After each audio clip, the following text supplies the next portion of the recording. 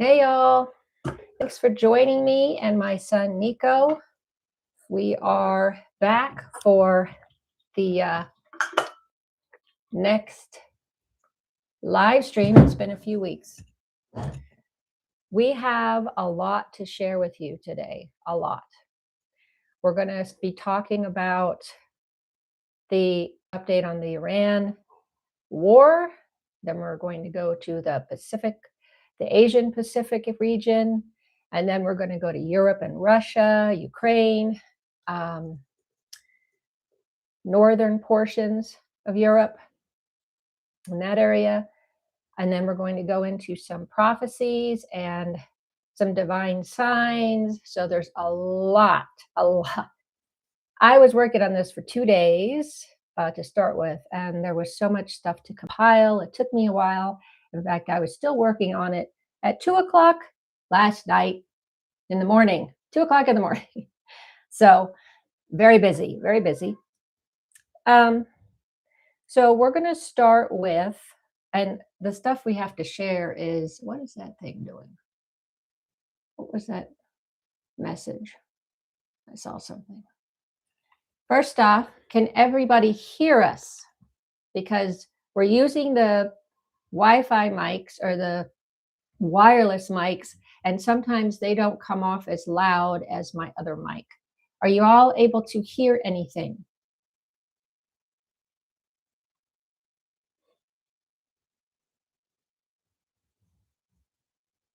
Yes. Okay. Okay, and it's okay. All right, that's good. I'll make sure that was loud enough. Hello. Sound is good. Great. Okay. Thank you for letting us know. We got to dive in. Okay, there's a lot of stuff. If I keep getting a message here, but I'll go on. We're starting out with the Iran issue. If you haven't been following that, we're going to show you a few things on that. Just a bit. I'm going to bring it up here in a minute. This actually came out last night or yesterday afternoon from Danny Davis. It's just a short little piece.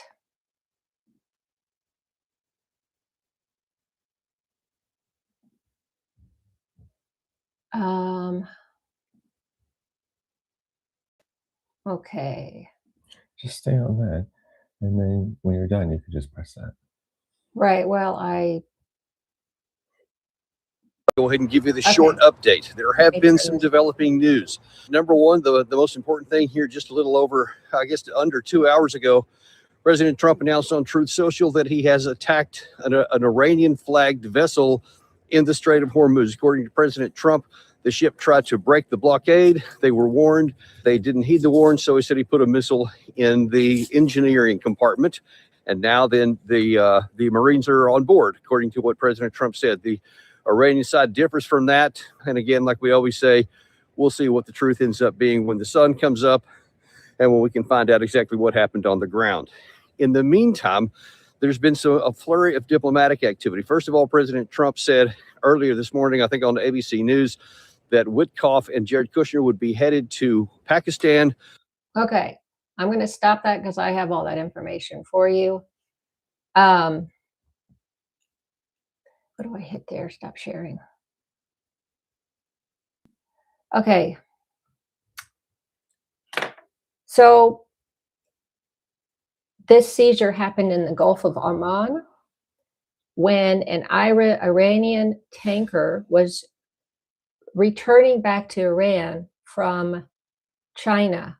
And I think it was going to go, or it was China or Malaysia. And it was going back to its port in Iran. And basically the US attacked it, which was, to me, basically, as they're saying, piracy. That is an escalation. Obviously, I don't know how that works during a supposed ceasefire, but then this ceasefire has not been totally a ceasefire this whole time.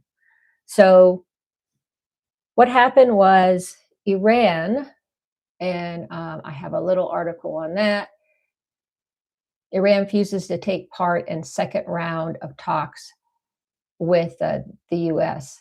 Why? Well, it's basically saying that the Iranian officials described U.S. positions as excessive, unrealistic, and childish. They specifically pointed to the ongoing U.S. naval blockade, which again is unacceptable to them. Truly is risen. And that's a violation to the current ceasefire, according to the Iranians. So, yeah. They don't trust, what a surprise, they don't trust Witkoff or Kushner. And I'm sure you all can understand why. They actually requested just meeting with J.D. Vance.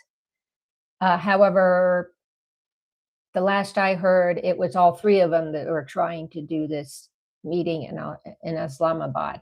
And I don't think the Iranians have done this 3 or 4 times. I don't think they're going to do this again when they know, when you've learned over the week that they consulted 11 times.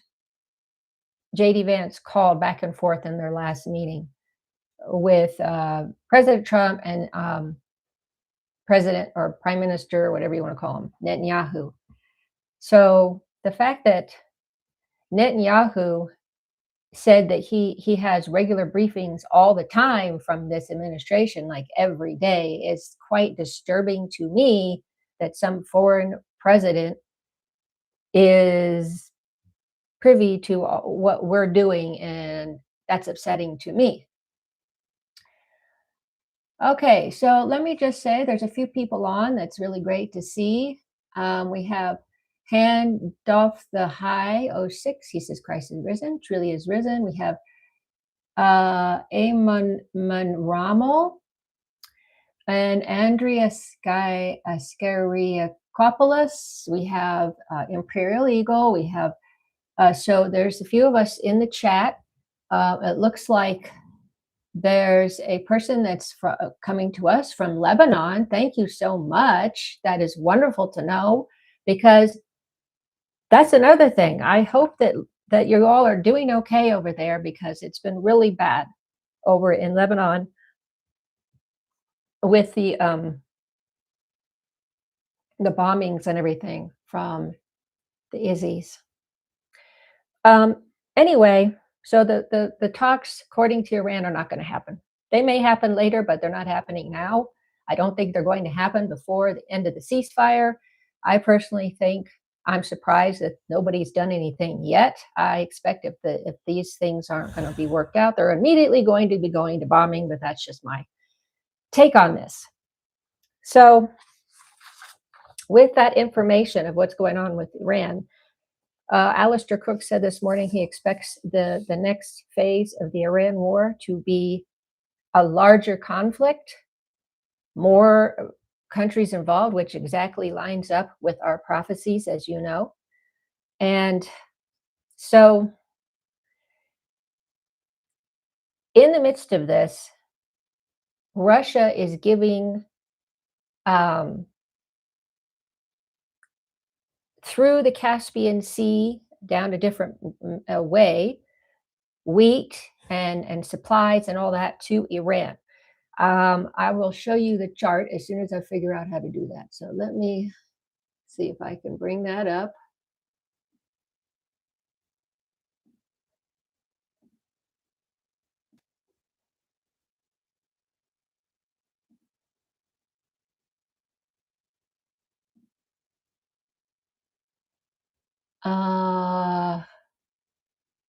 I'm not sure if this is working. Let me know if you can see this chart,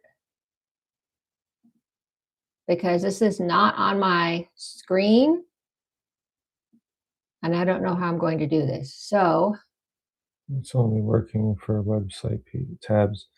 yeah, so I might not be able to show you the chart, but basically I'm trying new things here. Sorry about that. Basically no chart. Yeah. Okay, well, I'll just tell you, because it's important, these charts. Russia's coming down from a different direction, and there's a reason why Russia is coming down from the land down to the Caspian Sea, because NATO doesn't have control over that area. Okay, it's the only corridor where Russia and can go through and in the Iranian area without this problem. Because I'm telling you, the news I'm going to be sharing with you later is very serious in the north, and as I said on my thumbnail, the Baltics and the Black Sea. But at first, before we get to that portion, Nicholas would like to fill you in on a little bit of what's going on in the Asian Pacific area. Yeah, so you know, it's been getting increasingly harder to find these things. I've noticed over time. I had to actually search quite a bit. And the thing is, anytime you search up stuff, you get a lot of pro-Western narrative stuff, and you don't hear a lot of like the other side. But one of the big things that happened that was reported just recently was that Japan, the Philippines, and the US, they all came together to do joint drills on the northern part of the Philippines, which they were doing like so many miles out north, which is very close to Taiwan. Now, the really interesting part is Japan is joining them for the first time in significant forces. So a lot of people. So this is the first time Japan has joined in one of these joint exercises with the US and the Philippines, which of course is not good because if you've been following this story, Japan has been getting really involved with Taiwan and saying a lot of things about Taiwan all of a sudden. And of course, that's been making China very wary. So, and of course, you know, the West's response and the Philippines, it's the typical response. Oh, you know, we're just doing this for security, yada yada yada. They're all saying that, but you know, the foreign minister of China came out and basically said what the Asia Pacific region needs most is peace and tranquility, and what it needs least is the introduction of external forces to sow division and confrontation. He then goes on to say, we wish to remind the countries concerned that blindly binding themselves together in the name of security will only be akin to playing with fire, ultimately backfiring upon themselves, he added. So, you know, I have to agree with this. You know, it's funny that they're saying, oh, this is security. We're worried about China and all this. But they kind of forget that it's been, you know, it's been China that's been reacting and responding to the West and the allies of the West in the Pacific region around things like Taiwan, the South China Sea, and all that. In fact, you know, I was looking at this, and here they had a whole other article that I quickly looked over about the Philippines accusing China of cyanide poisoning in contested waters. I look over the whole article, and at the very end, they say at the very end of the article, none of us could confirm though if it was really legitimate. They always do that. So basically, they're just putting out this stuff to scare people into thinking that, oh, see, China is doing all these terrible things, but they have no evidence to back any of it up. And all of this is a way to, you know, paint out China to be this aggressor that's going to seize Taiwan. Look, they're going to do it. Again, I cannot state this enough. I had to learn about this in high school, and I'll never forget it. We were sat down, both in comparative government and in my Chinese class. Both of them, you know, were separate classes, but we had to learn because we were asked, oh, is Taiwan, you know, its own country, its own state, so to speak, or is it a part of China? All of us, including myself, thought it was its own country. And in both classes, we had to be told, no, it isn't. It isn't its own thing. It is a part of China, and you need to remember that. It is a province of China. And yet, despite most of the world, if you look at the chart of most of the world that recognizes this internationally, around 90% of the countries, at least, consider Taiwan a part of China. So now But here's the funny thing that kind of gets me is that I was reading over several articles and some Western ones, Western press, and then those that were aligned with the West. The way that they, talk about Taiwan and the way that they try to word it is very biased, which is a bad sign in journalism because I took that in high school. And immediately I'm noticing this. I'm like, okay, now you have an agenda going on because you're not telling the truth. So, for example, Beijing has ramped up military pressure around self ruled Taiwan. Notice the term self ruled, which isn't false, but which it considers part of its territory and has threatened to use force to seize. That part is mixed with some truth and some not so much truth.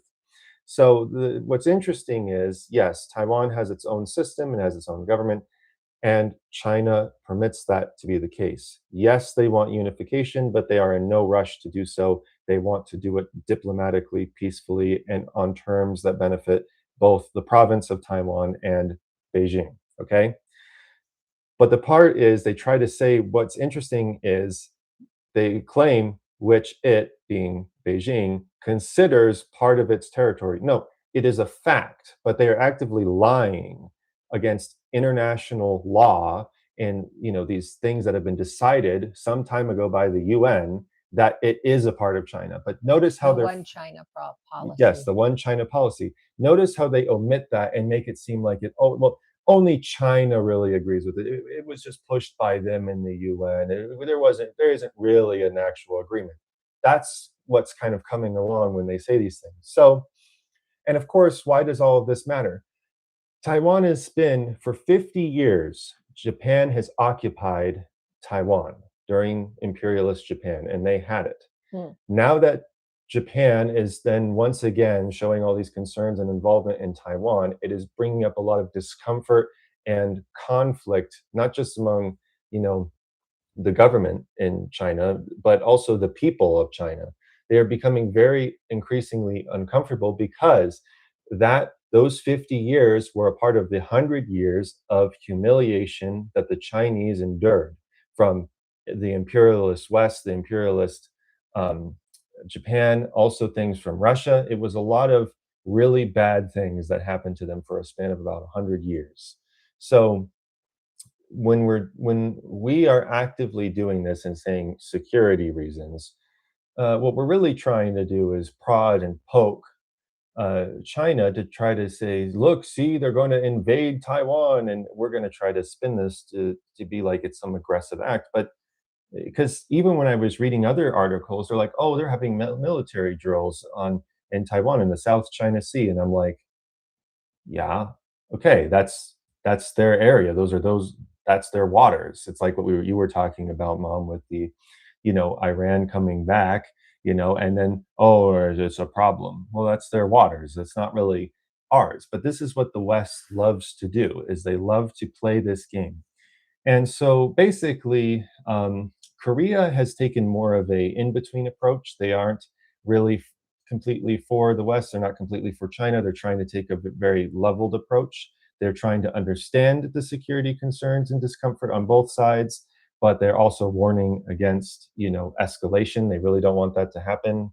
They're saying, look, Japan, do you really want to be pulled into another thing like this? We don't. So they're wanting to avoid that. Japan has been getting, they're trying to do this dance of like, oh, well, we don't want a war with China, but also this. And what I'm hearing is, and take this with a grain of salt, but my understanding being, I don't think the Japanese people and even those in the media are really all that interested in having conflicts with China. They don't really want to. But I'm getting this sense that the government is pushing this stuff because likely we, the US, are telling them to do this. That's because they're really echoing a lot of Western talking points right now. And their media is kind of more on the hesitant side and not fully on board like the government is. And then, of course, like I said, China has the typical response of, they're concerned, they're trying to do things carefully, they don't want escalation, they don't want war, and they don't want to forcibly seize Taiwan. People need to understand that China is perfectly okay with Taiwan having its own system and government right now. It doesn't have an issue with that. The only thing it has an issue with is if Taiwan tries to become its own independent state. That cannot be allowed to happen. And that's been consistent ever since the Chinese Civil War. This has been a problem they've been trying to work out for a long time. So, and then of course, I guess to add in the Philippines, I really don't, this, I know it's gonna sound really bad. I don't really take much credit or seriousness about what the Philippines say, because they're so beholden to us and so under our thumb. They are basically our lapdog. So whatever we tell them to do, they will do it. Whatever we want them to say, they will say it. So, and you know, and in the case of this military exercise, there were though a small group, about, as they say, around 50 people protested against the exercises outside the Manila base, where the Monday's opening ceremony was held. And they were holding aloft signs branding US President Donald Trump an imperialist terrorist and demanding US forces leave the country. Wow. So there is some pushback from this, from my understanding, on the American side. But again, you know, it's I don't think they really care. So, anyways, and outside of that, there is a candidate for one of the opposing parties in Taiwan that want, she went it and visited mainland China. She's wanting to start building trust and more connection between, you know, the mainland and the province of Taiwan. And so, and it seems like those in Taiwan are wanting better relationships with mainland China. They don't like the current leadership in Taiwan right now. They say he's too pro-Western. In fact, was capitulating to Donald Trump and sending over their semiconductor chip production, which they need for their own sustainability. And they're like, well, you're sending that away just because, you know, you're letting the West control you. So there's some tension there. And while they don't want, they're not gung ho about unifying under one system with China right now, they are open towards working towards better relationships and connections. So they do want more of that. And the reason is that this woman, I wish I could remember her name, but she's been leading this, and she was saying that basically she's worried about Taiwan becoming another Ukraine. And she said, look, you know, we're just this tiny little island province where, you know, if we tried to go against China, we would suffer horrible losses like Ukraine. And look where Ukraine is getting, which is bigger than us, has more than us, and they're still not winning against Russia. So she's like, well, what does that leave for us? We don't have even, you know, we don't have better chances. So she's looking at this very realistically and saying, we need to be talking to Beijing. We need to be working things out. We need to start having better relationships with the mainland instead of trying to isolate and rely on Western powers that are only going to try to basically shove us into a proxy war, just like Ukraine was. And she's right. And a lot of, you know, the people in Taiwan are concerned about that. So, because I do think the US is trying to use Taiwan as a proxy against China. Mm-hmm. Same with the Philippines. They're trying to use them as a proxy, and same with Japan. Again, this is, you know, this whole thing that we say, oh, our ironclad commitment to working with them. No, I think what they mean to say is our ironclad commitment to using them as cannon fodder for whatever wars we want to fight. So. Okay. Well, that's a very interesting information. Yeah, that was good. It was very informative. There were certain things that maybe you all didn't know, I didn't know. You're speaking of the yes. Ching. Thank you. That's who it was. Yes. Imperial Eagle filled us in with that missing word. Now, I hope that was helpful to you all. I have to go into the Baltic conflict with you. There is some really important things going on. I had a lot of aha moments when I was working on this, and quite amazing day yesterday of that kind of stuff. But I'm going to start to give you just a big picture of what's going on. I'm going to give you Alex Christoforou. He has a piece on that.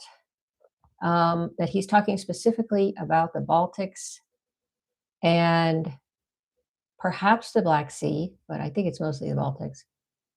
And I'm just going to play that one portion for you in a second here. That's about 4 minutes.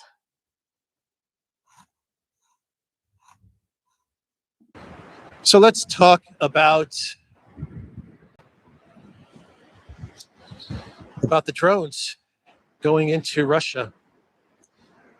Talked about this yesterday, and Russia, the Russian Ministry of Defense, they published a list of drone facilities outside of Ukraine, drone facilities in Europe, as well as Turkey and Israel, where the drones are being manufactured.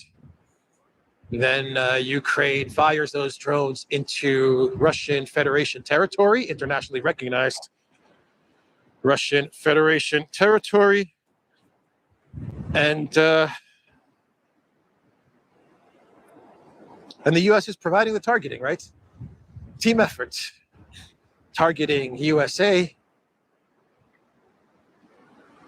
drone manufacturing, Europe, Turkey, Israel, and Ukraine is firing the drones. Maybe Ukraine is firing the drones. Anyway, we got the warning from the Russian Ministry of Defense. We got a warning from Medvedev.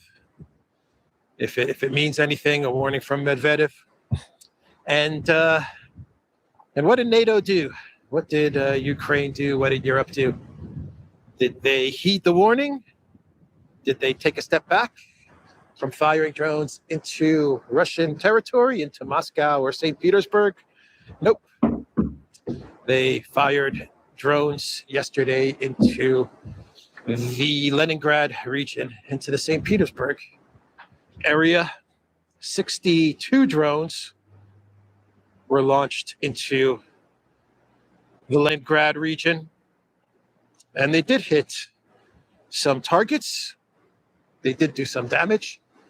The Russian Ministry of Defense claims that they did damage as they were knocked down. The air defense knocked down the drones, and then they landed on facilities. But 62 drones after we got the big warning from the Russian Ministry of Defense. So NATO was unfazed, the United States unfazed, Ukraine unfazed. They obviously do not take Russian threats seriously. And so these drones, as I've explained in videos in the past, most likely it's one of two things. Either they're being launched from NATO territory, or they're using the airspace of NATO, of Eastern Europe, so they can avoid being knocked down by Russian air defense. And they use the airspace of East Europe, fly all the way north till they get to St. Petersburg region, and then they move east and hit that region. So Shoigu is also sending a warning after this latest drone strike. Russian security chief issues drone attack warning to 4 NATO states. Sergei Shoigu has cautioned Finland and the Baltic states against allowing Kiev to use their airspace for attacks on Russia.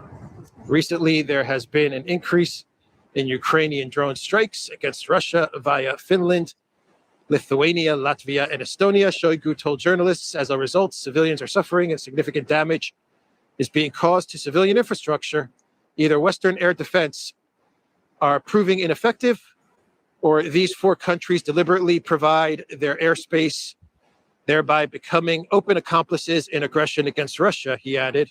In the latter case, Moscow has the right to self-defense in response to an armed attack under Article 51 of the UN Charter, the security chief stressed.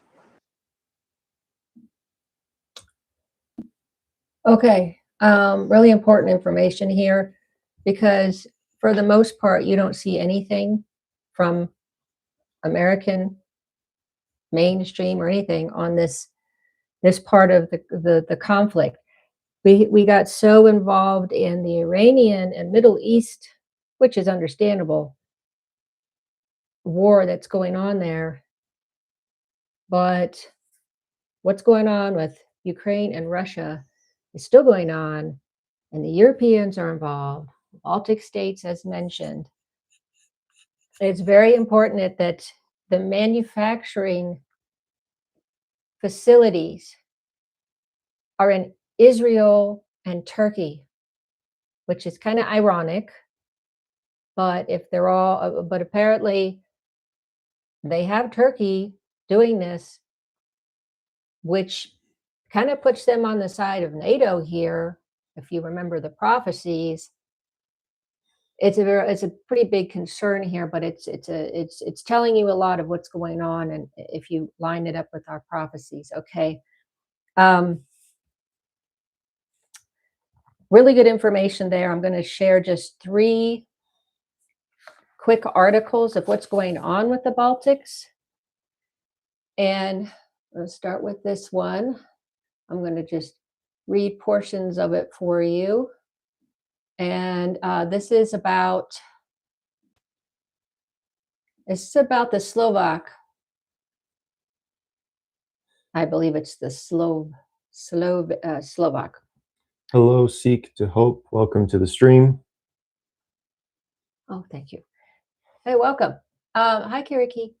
So the Baltic states are basically blocking the Slovak president, or PM, his air route to Moscow for the May 9 parade of, that they do every year in that about the war, okay, from World War II.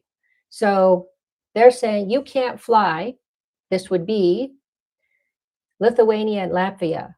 They've denied permission for his plane to fly over their airspace.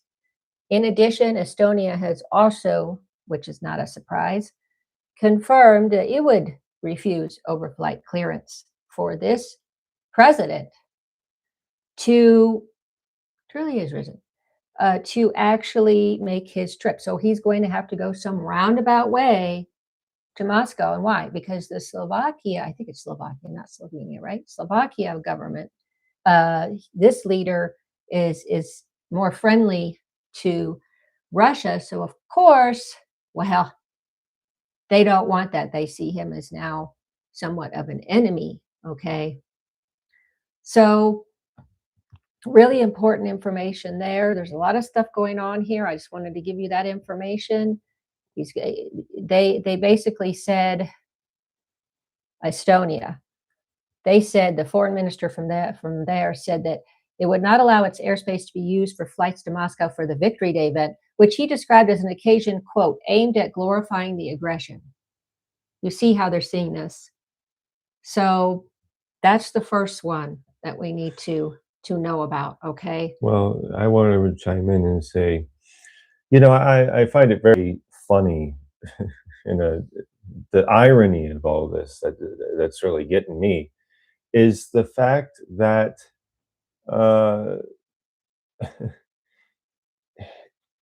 you have these countries that are saying, you can't fly over our airspace if you're going to meet with this,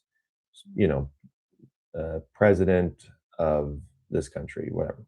No, he's just attending the parade. I'm sure he'll meet the president, but... Well, yeah, so, I would be surprised if he wasn't welcomed by Putin and, given some, some place to stay and things like that, the formalities and the respect, such as so on and such forth. The problem that I have is, okay, yes, it is their airspace. Technically, they can decide who flies in and who doesn't. But the first thing I thought of was, well, where is that response towards America and Israel with Netanyahu and Trump going, or any of our officials flying back and forth between Israel? This genocidal state. You would think that a harsh response like that would be expected from certain European countries and things like that. Well, some have cut off. Some have cut off the space. Some like have. Spain. Yes. And I think even Italy at this point. And I think Sweden was another one that was saying something about Netanyahu not being, or was it Switzerland? I don't know. It was one of them. Anyways, I can't remember now. But the point is, personally, I find it a little bit ridiculous. He's just attending a parade and Right. such. So this But is like the beginning of what I'm showing you, what's going on. But this is just a little portion of what's going on with the Baltic issue. Okay. mhm. So let's go to Article 2, which is not really too surprising. Let me see.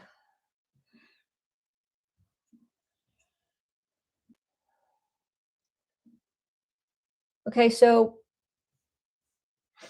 Norway deployed F-35 fighter jets under a quick reaction alert mission to intercept a Russian military aircraft approaching its airspace. They were calling it a Russian spy plane. Okay.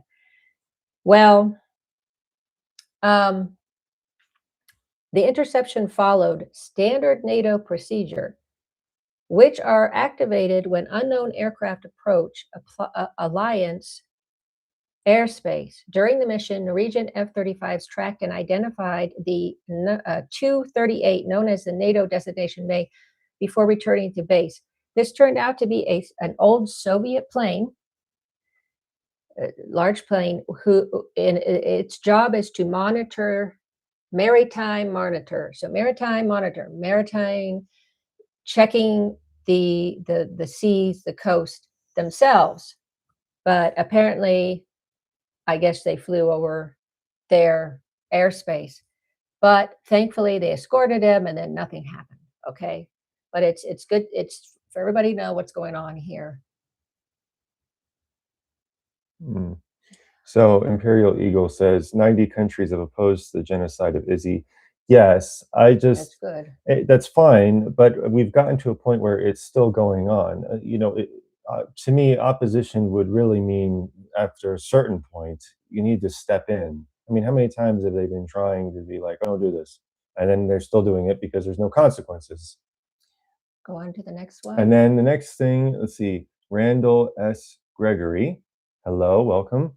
Do you think this would be a good reason for the USA to pull out of NATO? If I recall, I think or America has already pulled out of NATO. Last I had heard. They're still in. They haven't totally pulled out. Okay, they haven't. And totally the other pulled out. issue is, I don't really know that's going to happen since they're using NATO. U.S. is using NATO to whatever they want to do. You know, they yank their chain when they want, and then they don't. So there's that issue. Let's see. The third story is I'm going to remind you, because the third story is going to line up from my last live stream. If y'all remember, I did a piece on the Baltic Sea where commercial vessels were dragging their anchors through that sea bottom to cut cable communications of NATO. Okay. So basically what it sounds like is Russia sends commercial ships out there as kind of a front so that they can go under with their subs or whatever, and the ships or whatever are used as a front, and they end up cutting it. So it looks like they're not doing anything, but cutting those cables is really important because it gets rid of internet communication, it gets rid of banks, trading, and all that. And I am going to give you some more information on that through the Atlantic Ocean off the coast of UK. So this is an important story. I'm going to show you that. Now, I will let you know these are mostly Western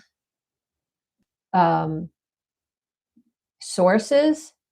Nevertheless, it's important to know this.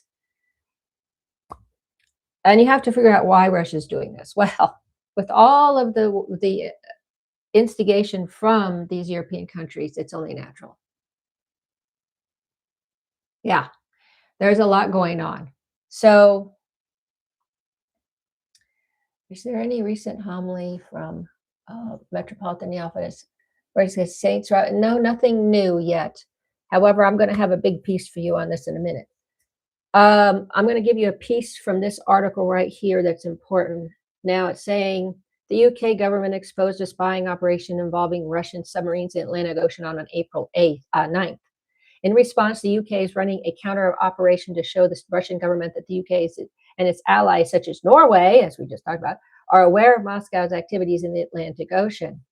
This is not a single incident involving Russian, they're calling it espionage, and covert activities in or near the UK, they're saying. Okay. Now, what did they expose? Russia has been surveilling undersea infrastructure in the North Atlantic.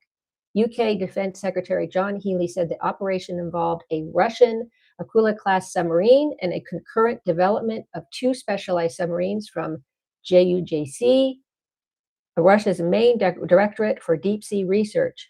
GUGC is a long-running Russian military program to develop capabilities to deploy specialist surface vessels and submarines. GUGI. Yeah, GUGI. There you go. They are, this is a quote, they are designed to survey underwater infrastructure during peacetime and sabotage it in conflicts, this person says. These vessels are based at the Olynya Guba naval base on the northern coast of the Murmansk region. This is going on, which to me is not very surprising, but it sounds to me that this is the same type of a strategy, if you want to call it that, that they were using in the Baltic Sea with the, as I said, the anchors and cutting the cables, because they are concerned about this over in that area as well. Okay, so it's really important. It's really important. Things are not, let's just let you know, things are not de-escalating, they are escalating. Now, with this information, you'll remember that St. PAISIOS, Father Elpidios, and Elder Joseph have all talked about the countries in the north were going to be destroyed by Russia.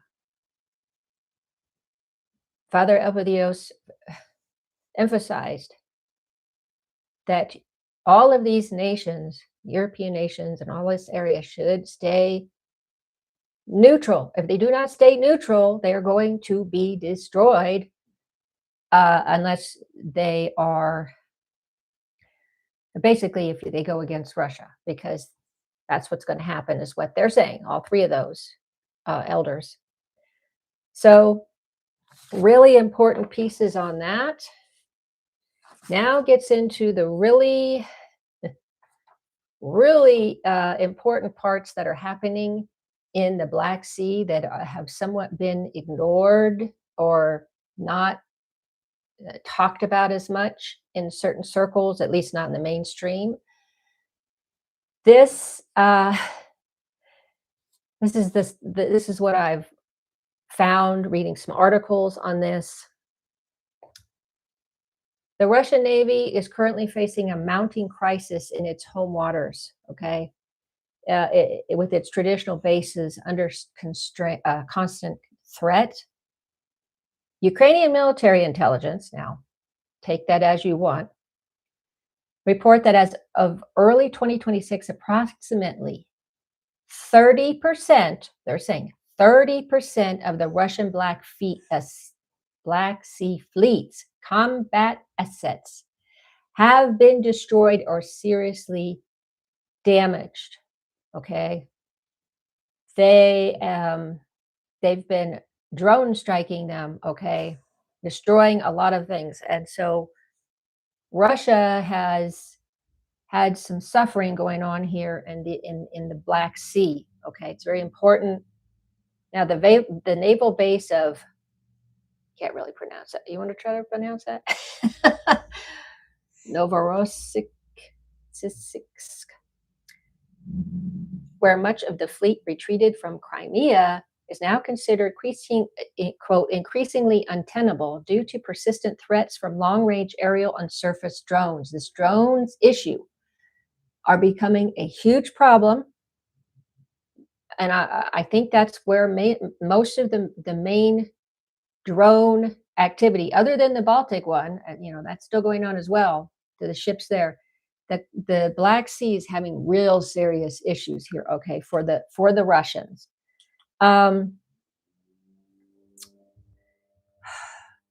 I need to get into some more important portions on this. That's okay. So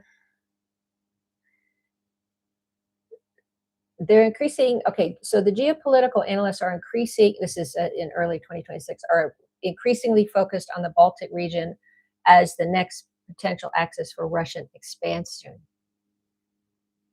So what they're trying to do is basically a recent study from the Baltic Defense Initiative on April 13th suggests that under certain conditions, such as a reduction in U.S. support due to the ongoing war in Iran, Russia could force Lithuania into capitulation in as little as 90 days.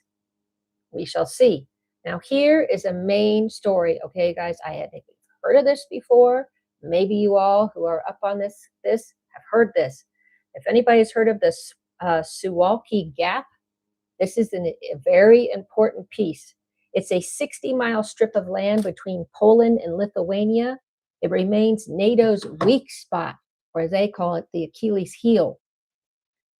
Strategists warn that Russia could attempt to build a strategic land bridge through this gap to connect Belarus and with its Kaliningrad Exclave. Okay, so the Exclave, it used to be a part of Germany, and after World War II, that was their prize. They took over that Kaliningrad portion there. It was called something else. Königsberg, I think, in German. So if they do that, what would happen is, if they put that bridge in, they would cut out that bridge being used that connects the Baltic countries to the European allies for them. So then they would be out there as an island on themselves, by themselves, surrounded by Russia, basically. They're right now, the West, NATO, is working on encircling Russia in the Black Sea. Okay, this is really important with the amount of ships they're losing. Okay, so if they cut off that bridge or blocked it, if Russia and Belarus did this to the Baltic states, Estonia, Latvia, and Lithuania, it would be physically cut off from the rest of Europe. As I said, trucks carrying food, medicine, or military supplies wouldn't be able to drive into from Poland. Okay. So if Russia took control of that, NATO soldiers in Poland couldn't drive north to help their friends in Lithuania. The Baltics would essentially become an island, as I said. Then there's they have satellites and underground cables for the internet. A lot of the big power lines and physical infrastructure run through that area. Cutting it would make life very difficult for the people living there. The reason why that's important is because there are people in those regions, in that area, by that strip, that are very scared that they're going to lose all of those communications and power, okay, if Russia and Belarus were able to do this. Now, let me go on to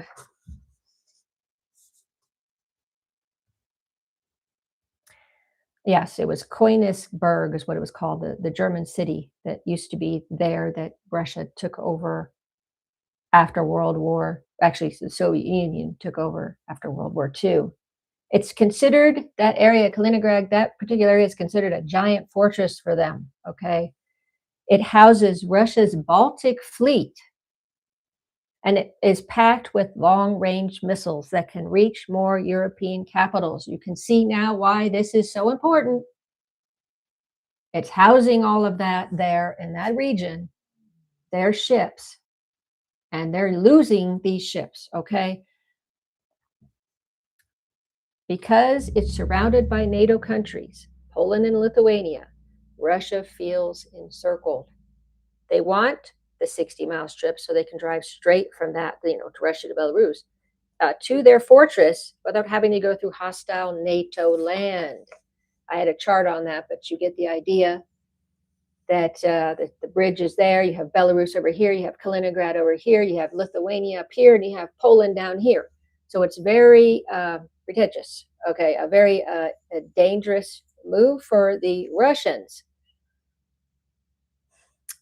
Now, this area is so important that if a single Russian tank crosses into the 60-mile strip, it could trigger Article 5, which is the all-for-one rule, where every NATO country, including the U.S., is legally required to go to war to defend that land. Okay, really important stuff. Now, here's the other issue. There's a SeaShield 2026 going on. NATO is currently conducting its largest naval exercise in the region, involving 2,500 personnel and 48 ships from 13 nations in Romania. Okay.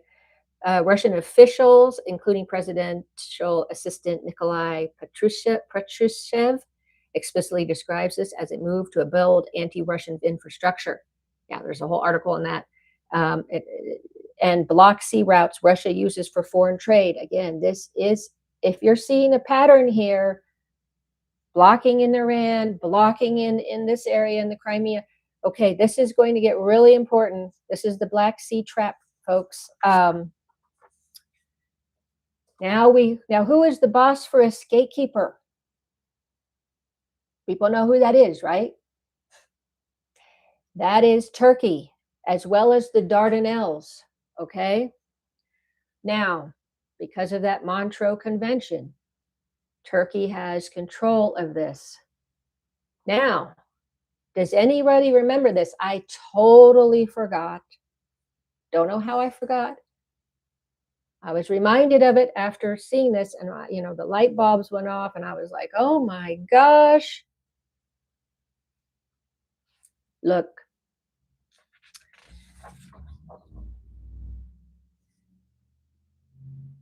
When the Russia-Ukraine war started in February 2022, if you recall, Turkey closed down the Bosphorus Strait. I remember hearing about this back at that time because I was following that kind of, the prophecies then. And I thought, oh my gosh, they've closed the strait. St. PAISIOS said this, right? Does anybody know of this, and did they remember this? Because this is really important, okay? I'm going to give you the article I saw in 2022 because we might have forgotten this, okay? So I'm going to bring it up, and yeah, really important here. The recent announcement by Turkey for the closure of the Dardanelles and Bosphorus to warships during the Russia-Ukraine conflict has sparked interest in end-of-world prophecies, and in particular, those of Greek Orthodox Saint PAISIOS, who lived and died in the 20th century. He said, let me give you the quote. When the Turks close the straits, World War III will come. And I guess we forgot about it because we got all involved in the, Ukraine-Russia war, and nobody was really, did you all know this? I knew this, but I totally forgot. And I thought, oh, well, maybe it wasn't really closed. Maybe it was just, temporarily closed. No, it's been permanently closed since 2022. And it's because of a rule on the belligerency that they have to close it because of the belligerents. And these belligerents are both Russia and Ukraine, okay? So really important. Basically, Turkey considers Russia a belligerent because Russia is actively involved in the war. Therefore, any Russian warship that is not already at home in the Black Sea is forbidden from entering. There is a small exception. A warship can return to its home base if a Russian ship's home is Sevastopol, or that other name I can't pronounce. Turkey might let it back in. However, once it's inside the Black Sea, Turkey will not let it leave to go fight or patrol in the Mediterranean. Are people starting to get the connection here? So it's not that they are physically crowded. You know, I thought, oh, well, people must be crowded in the straits. They can't get.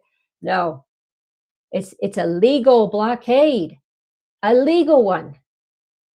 Turkey's Navy simply says no at the entrance because Russia cannot bring in reinforcements from its massive northern or Pacific fleets. The ships already in the Black Sea are on their own. On their own, everybody. So there's the war of attrition is going on in the Black Sea, trying to cut down all of Russia's ships until there aren't any there. And what Russia has to do, okay, what Russia has to do is it has to break out from the Black Sea. And I'm going to show you something, if I can find it. I'm going to give you a map on this so people have a better idea. Russia has to come out of here from the Black Sea, break through the Bosphorus Straits, right there. They have to go through there because they need to get in there. And then they got to go down here through the Dardanelles, which is another Turkey, controlled, so they can get to the Aegean. Because apparently their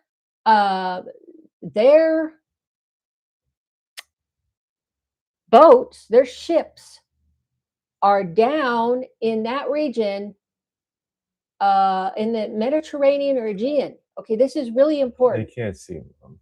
They can't see it? It's a blank screen. Oh, no, it's good now. Okay, sorry. Okay, so I'll do it again. So they're up here. They're going to go down. They have to go through here. That means they have to break through the Bosphorus Straits. They got to go down here, and then they have to go through the Dardanelles, owned by Turkey as well. That's another thing they're going to have to go through to get down to here, the Aegean Sea. Folks, do you see the connection here? This blew my mind. I hadn't thought about this before. Maybe you have, but I hadn't. Basically, they're suffocating Russia right now, NATO in the West, in the Baltics, and especially in the Black Sea. And Russia is trapped right now, okay? It's very important to understand what position they are in right now. Because, well, it's called this bottling up of a great power is exactly the kind of tension that Elder PAISIOS, St. PAISIOS, talked about. So St. PAISIOS's Turkey will close the Bosphorus Straits was actually fulfilled in 2022. And then he said World War III will follow, which we are seeing. And now with this information, folks, with this information, yeah.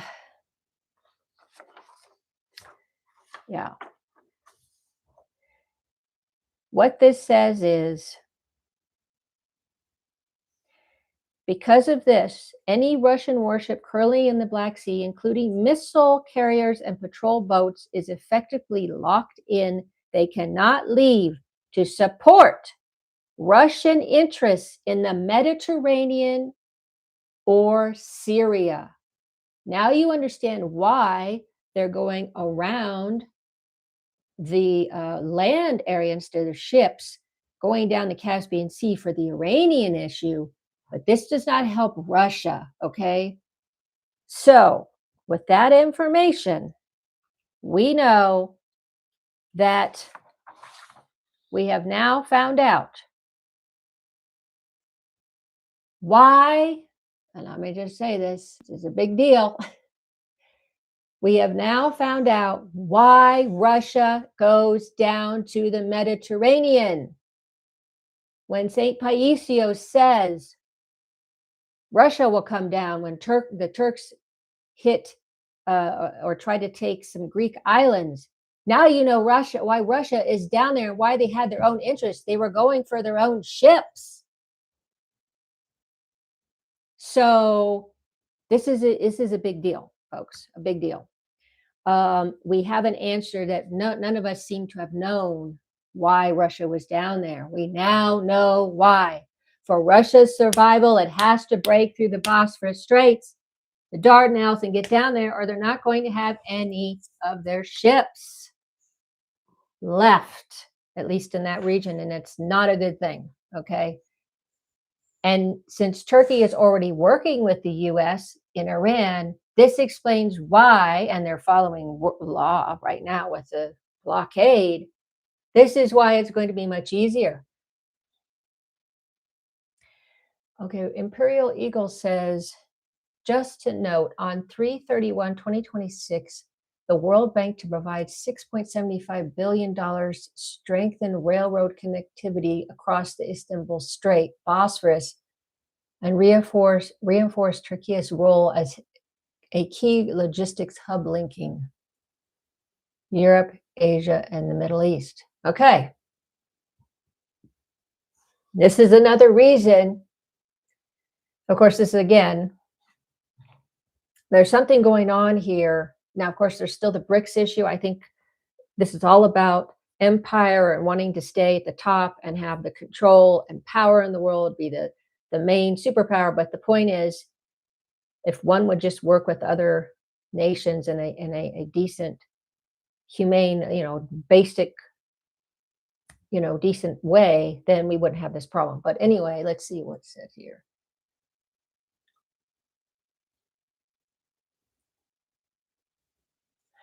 There are none that I know of at this time. I'm in Rommel. The only thing I know is he talked about, the last one I heard was about the holy angels, that we should pray that the holy angels surround us during this time. He also recognized that when prophecies started to be fulfilled, he actually felt scared, which I could relate. I didn't have the scaring, but I thought it was very interesting that he said that, because even though he knows this and he's been around the States, it still was a surprise to him. So I think that was quite interesting piece as well. So this is all connecting. But that's the main thing that's so important right there, folks, is why Russia goes down and why Russia is going to have to go down. That this is continuing. This is not going to be far off from what if it's true, 30% of their fleet. We don't know if that's the exact number or not. That's concerning for Russia.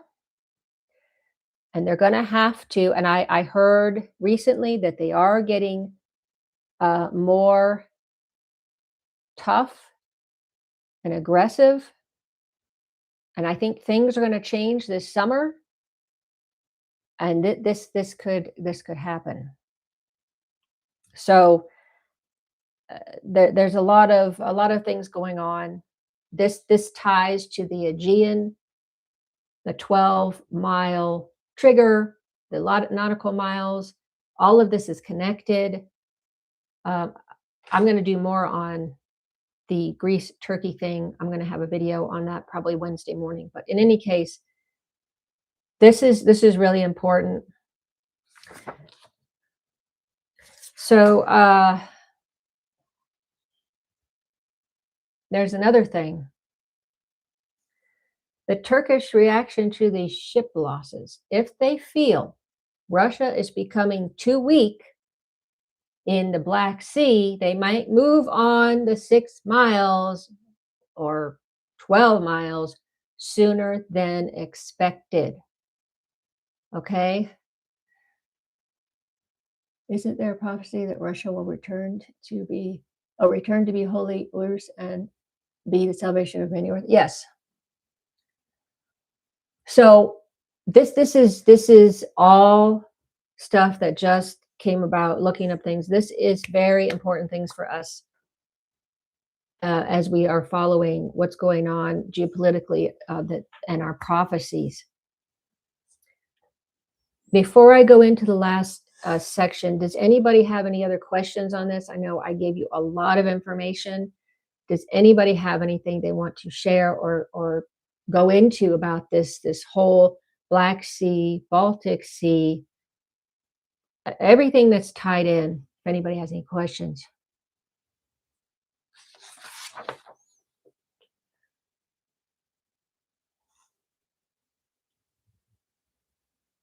Now, the chart that we had for Russia going down to Iran that I couldn't show you is that Russia's up here and then Iran's down here. So it's coming down through the Caspian Sea, the safe route. There's a heavy airlift that comes down. I guess it would be on the other side. And then the Black Sea contested, the Bosphorus closed is on this side. Okay, so the left side. Everything else is on the right, and that's what they're using to go in.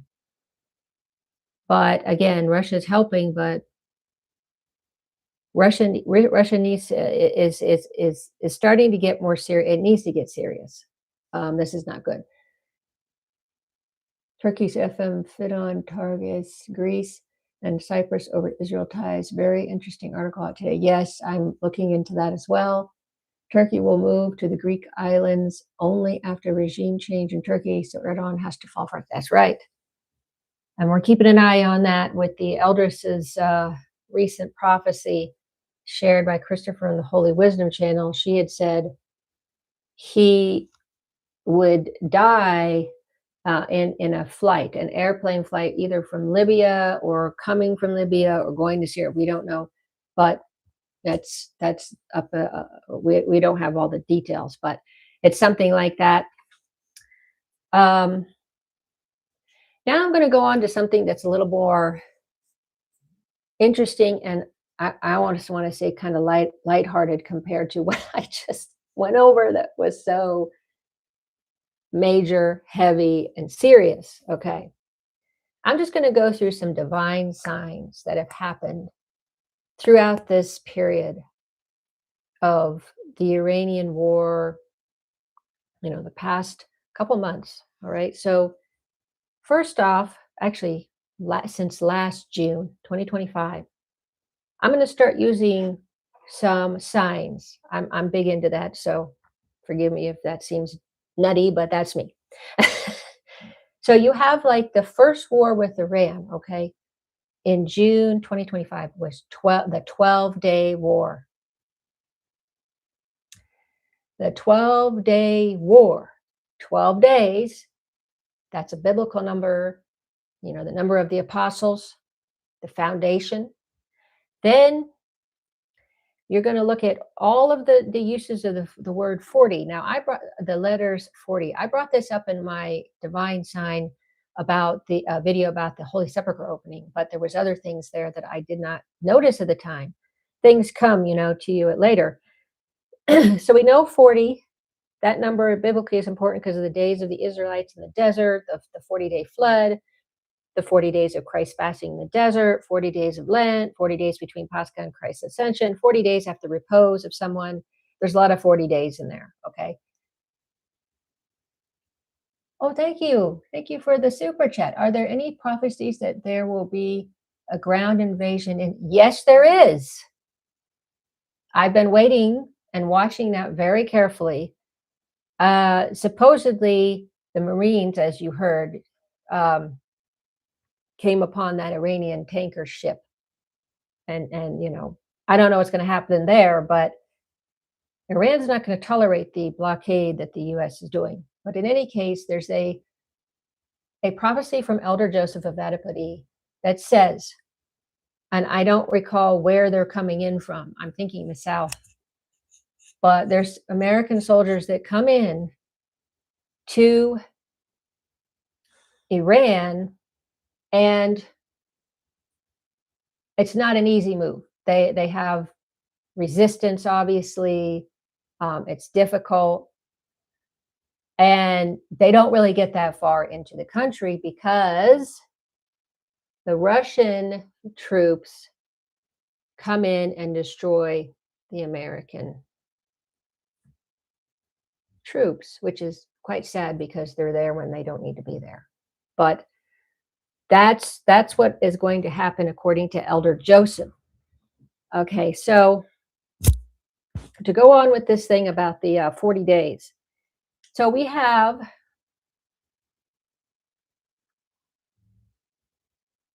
how well this is working. We have the, let's see. So let's think of all the 40s during the time when the Holy Sepulchre was closed. There was the 40 days the Holy Sepulchre was closed, its own like Lent. Then there's the 40 days of Lent. And then there was the 40-day war. That's what they're calling it, of part 2 of Iran war, 40-day war. Something, isn't it? Then, let's see. Do you know that the 40 days often signifies testing, preparation, or a fullness of time before a major spiritual shift? Really important. Now, that's a triple-threaded connection, which means the number 3, which is another another biblical number about the Holy Trinity. So if you look at the triple 40 in the spiritual triad, you have the liturgical 40 days of Great Lent. You have the ecclesial, the 40-day closure of the Holy Sepulchre. Then you have the geopolitical, the 40-day Iran war. So it's the spheres of the church calendar, the sacred site, the world's conflict, all locking into the same 40 at once. All at once, everyone. Then, of course, you know, Iran war part 3. There's the 3 again. I think this part 3 is going to be the last part. And I think that I was thinking, you know, well, how long would part 3 be? Well, I don't think it's going to last too long because of depletion of weapons, especially on the west side. So if you look at it as maybe it'll be 7 days. 7 days is seven is the biblical number for completion. So, you know, I go into all this stuff, but oh, thank you, Anne. It's goodness to you, and thanks to all you do. Thank you. Appreciate that. We work really hard, don't we? So that is what I have on. And then if you add in the 7 days, that's 47 days of the war for right now, which is another way it could be trial, fasting, completion. Okay. And then we're in World War III. That's another 3. Will this be the last World War? Does anybody know? I don't know. From what I've heard from prophecies, yes, it is the last. Okay, well, there's the 3. So because by then it'll be the Antichrist, and then, you know, there won't be any wars then, because yes, that's why he only serves. That's why he only reigns for 6 years. 3 where he is all nice and fools people. Then the last 3, which is the real persecution time. That's 6, because 6 is not completion. If anybody pays attention to numbers, like I do. So this is a lot of information to absorb, everybody. I hope you got a lot out of it. Please share any thoughts you have. Do you have any thoughts? Plenty. Okay, good. Go ahead.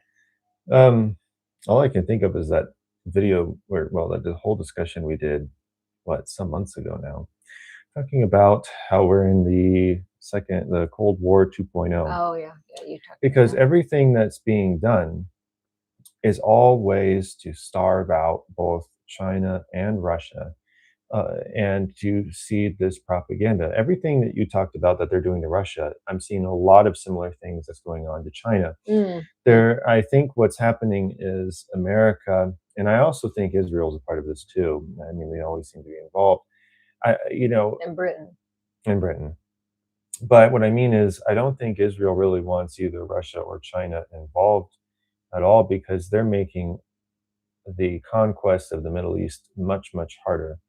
So anything that you can do, and I think that's a big reason why that blockade is in place too. make it difficult for China and Russia to Right, get exactly. in there and do things. They So, don't want China to have trade, obviously. and yep, and then look at the whole Azerbaijan thing that Mm. happened. That was another thing against China and Russia, because that strait was going to, that whole corridor was going to benefit them the most. Everything Right. that we've done has been to suppress or stop both of those countries.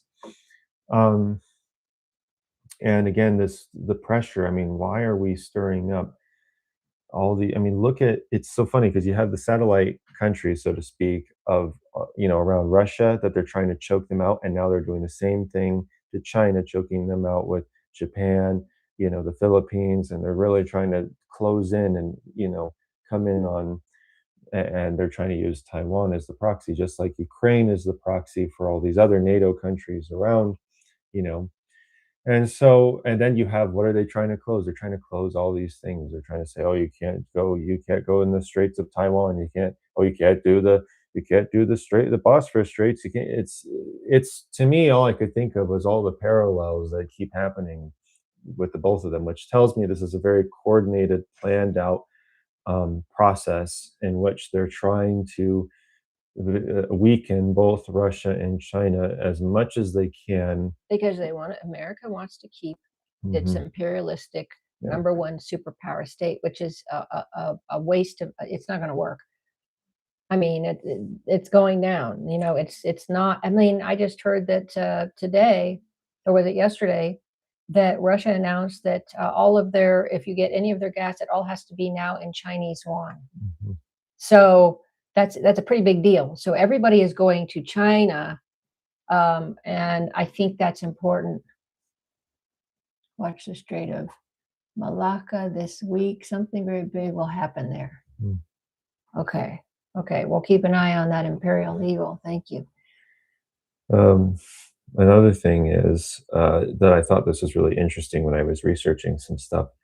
Despite Hong Kong and Taiwan being very similar, they both have their own systems in which that they do things. Okay, they're not really fully under the same rules and all that as the government of Beijing. But what's interesting is that you don't hear a whole lot of contention in Hong Kong, probably because the British gave it back over to Yeah. China after so many years. They're like, okay, you can have it back, after they had taken it away during the Opium Wars.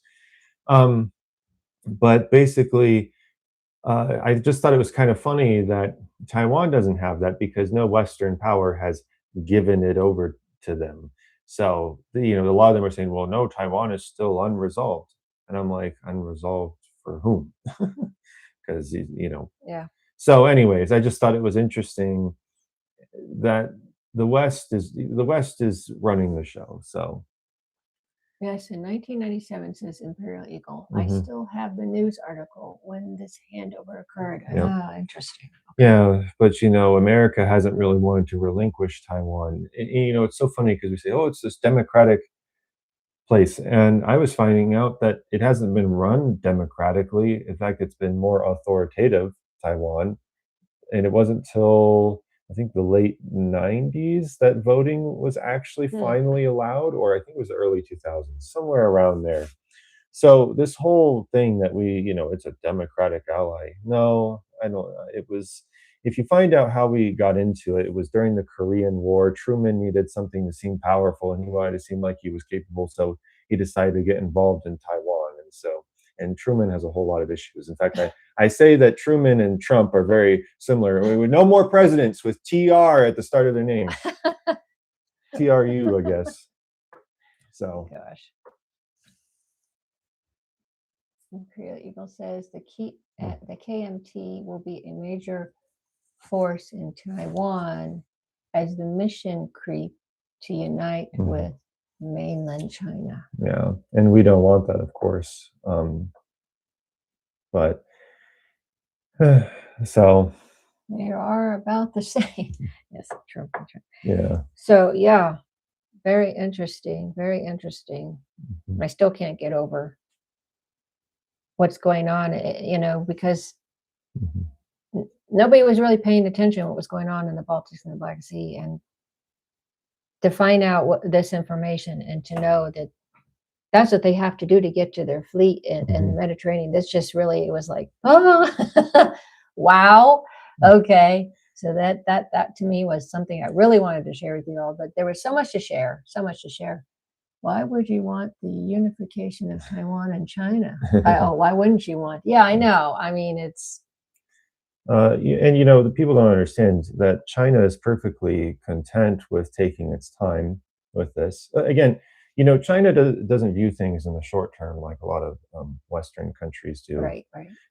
They're perfectly content with things moving slowly at a pace that's comfortable for both sides, because the last thing that they want is any resentment from the people of Taiwan. And you know, people don't understand this, but there's a very similar situation of how Ukraine and Russia is, how they both have family members on both sides, and they even go to work, you know, some from the mainland go to work in Taiwan, and some go to work in mainland China.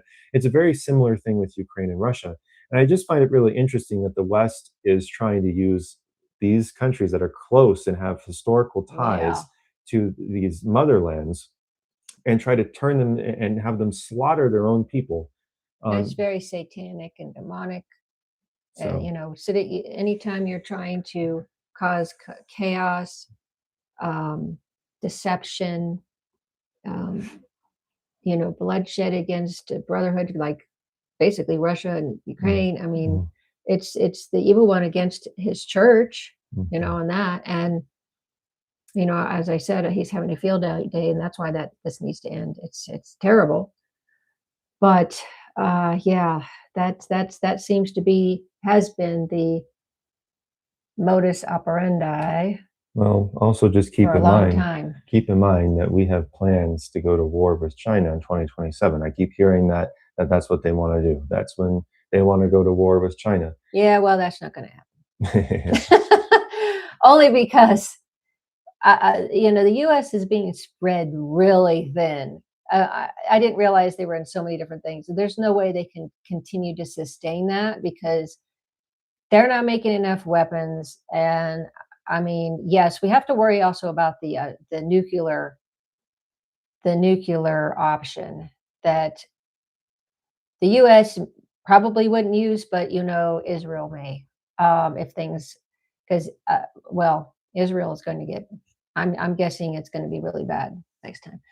Oh, thank you. As I read, World War III and will be in two parts. Yes. In the first part, Russia and China will work together. In the second part, yes, that's right. Yes. And you know, I was starting to look why Russia or China would do that. I think that could be out of desperation. If this block keeps happening, you know, everybody's going to be suffering.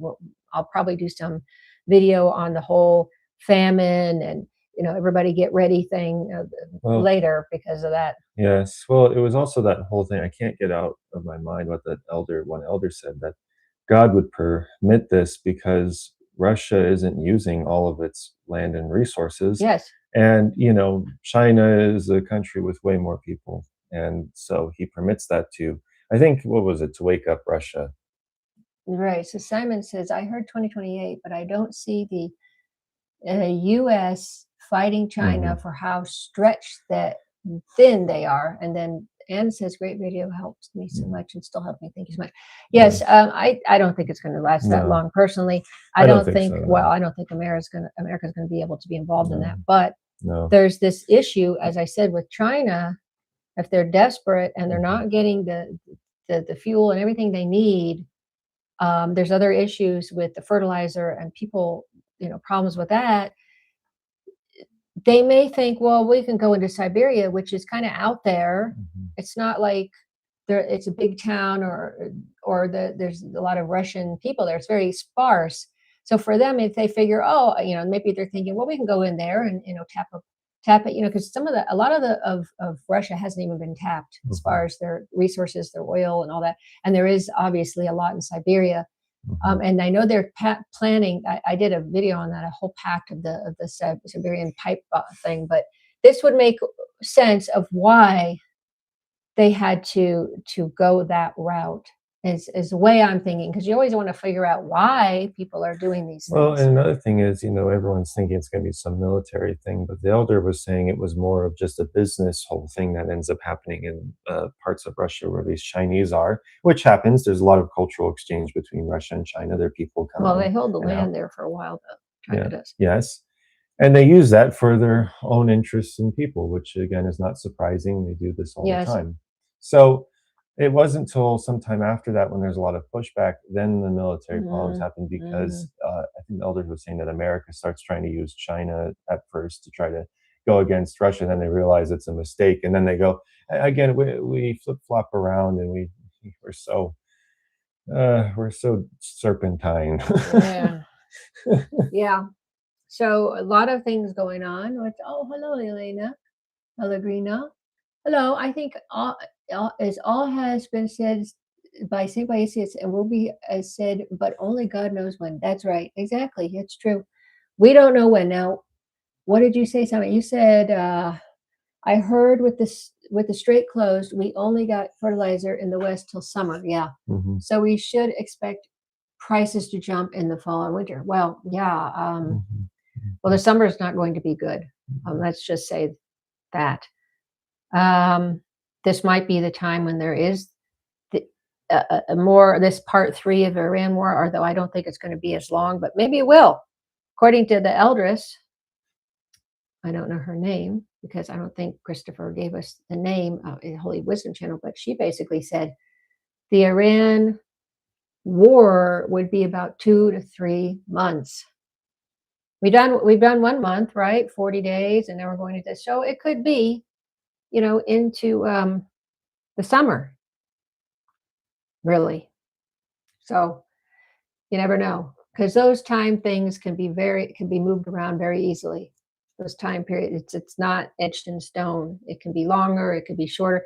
It all depends on our repentance and how things go. But yeah, lots of stuff going on. I'm so glad I was able to share this with you all, because wow, when you're looking into things and you have these epiphanies, it's quite exciting, but your brain just kind of opens up, the cobwebs leave, and you're like, oh. So yeah. Anything else anybody would like to add?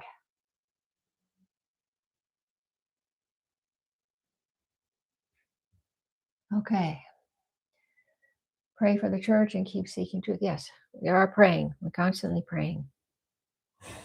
But anyway, thanks so much, guys, for your super chats, for your comments, for your support, for watching. And I hope it was beneficial to you all, that you learned a lot. I really do. I certainly did over the past few days. We just keep going. We just keep marching forward.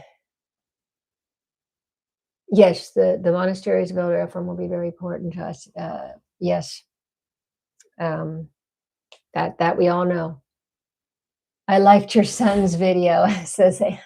Thank you. I know a lot of people have been responding. I'm aware, but I typically don't I don't respond to much of anything. So don't take any offense. I do see it's just, and I appreciate any comments that have been made. Yes. Good night, Elena. So it's that was something he wanted to share, and he felt compelled to do so, and maybe it was cathartic for him to do it, but I was glad I was able to do that. Thank you for all your videos. Have a good day. You do, Simon. Thank you, Simon, and I hope you all have a blessed rest of your Monday. If it's Monday there for you, it could be the next day or evening or whatever. Truly is risen. Truly is risen, says RT Dude. But anyway, God bless you all. Keep thinking about this. Keep this in the back of your mind. What's going on here? And I'll be, back with videos through the week, of course, whenever I get some out.